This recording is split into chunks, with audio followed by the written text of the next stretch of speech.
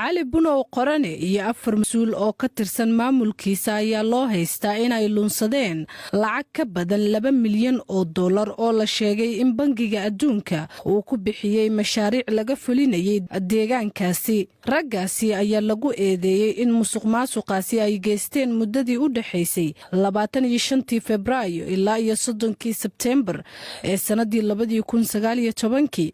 dhammaantood waxa ay beeniyeen dacwadda loo haysto. maxkamadda ayaa mas'uuliyiintaasi ka mamnuucday inay tagaan xafiisyadooda inta uu socdo baaritaanka ka dhanka ah. cali bunow ayaa noqday barasaabkii ugu horreeyey ee laga soo doorto gobolka waqooyi bari ee maxkamad loo soo taago dacwad musuqmaasuq ah. haddii lagu helo eedeymaha loo haysto waxa uu mutaysan karaa in uu xilka ku waayo ama xabsi loo taxaabo.